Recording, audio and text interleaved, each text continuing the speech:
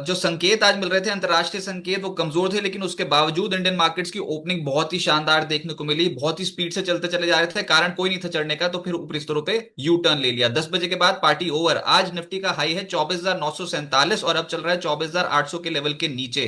ऐसे ही bank Nifty भी ऊपरी स्तरों पे गोली दे गया। आज के दिन का जो हाई है वो है 55,933, अभी चल रहा है 55,750 के लेवल के नीचे।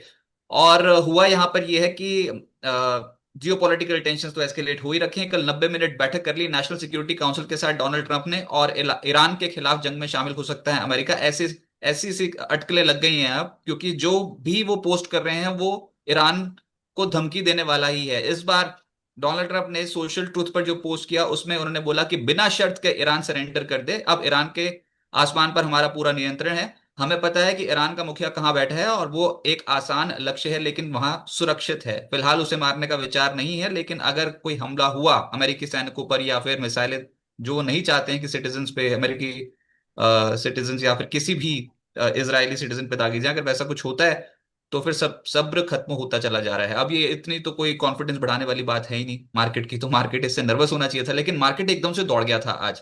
तो सर आज जिस तरीके का रिवर्सल है, एफओएमसी की पॉलिसी भी आनी है जिससे कोई ब्याज दरें तो कुछ छेड़छाड़ होगी नहीं। तो अभी के सेटअप के हिसाब से आपको निफ्टी कैसा लग रहा है? मैं ऐसा करता हूं, चार्ट्स भी शेयर कर देता हूं, आप आउटलुक बताएं Nifty. Ji, Rupak ji, over to.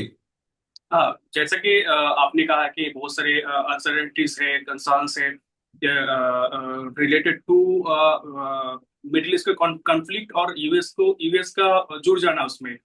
अभी ये खुलासा नहीं आया कि यूएस जुड़ेगा कि नहीं जुड़ेगा, तो एक कंफ्यूजन है। कल का क्रूड का अगर चार्ट देखे तो क्रूड का मूवमेंट देखे लग रहा था कि यूएस तो डेफिनेटली इन्वॉल्व हो जाएगा, बट गोल्ड का अगर मूवमेंट देखे तो सबड्यूड मूवमेंट गोल्ड में जो था वो दिखा बता रहा है कि नहीं, यूएस नहीं भी जुड़ सकता है, हो सकता है एस्केलेशन ना हो। बट अभी एक और चीज है फेड का। फेड के जो पॉलिसी अनाउंसमेंट है उसका उनका अनाउंसमेंट, रेट अनाउंसमेंट होने के बाद एक फॉलोअप कमेंट्री है, कितना डोविस है कितना हॉकिस है, उसके ऊपर भी मार्केट मूवमेंट देगा। तो बेसिकली इन्वेस्टर क्या वेट कर रहे हैं, सब कुछ क्लियर होने के बाद हो सकता है पोजीशन बनाए या पोजीशन एडजस्ट करे। फिलहाल तो एक्सपेक्टेड नहीं है कि फेड रेट कट करेगा, ऐसा तो एक्सपेक्टेशन है नहीं, अनचेंज एक्सपेक्टेशन है।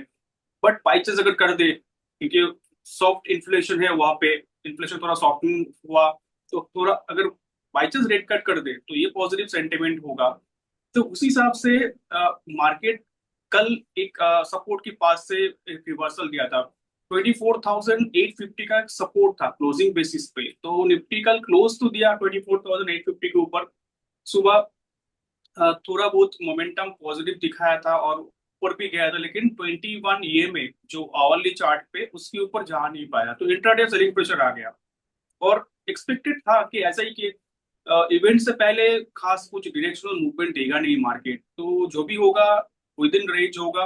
अपसाइड में 25,000 का बहुत जबरदस्त रेजिस्टेंस है, और नीचे 24,850, क्योंकि 850 के नीचे आ गया निफ्टी, सस्टेन भी कर रहे हैं, तो चांसेस रहेगा कि एक बार नीचे के लेवल्स दिखाए इंट्राडे में।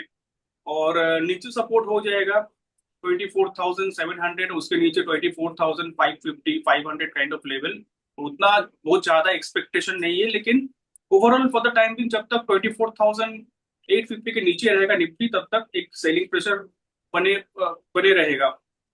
और बैंक निफ्टी की बात करें तो बैंक निफ्टी में भी मोरलेस वीकनेस रहेगा जब तक, सॉरी, मोरलेस साइडवेज टू पॉजिटिव रहेगा जब तक 55,500 के ऊपर है। 55,500 के नीचे सेलिंग प्रेशर स्टार्ट हो रहा है। तो साइडवेज मूवमेंट ही एक्सपेक्टेड है, ये मान के चलते हैं।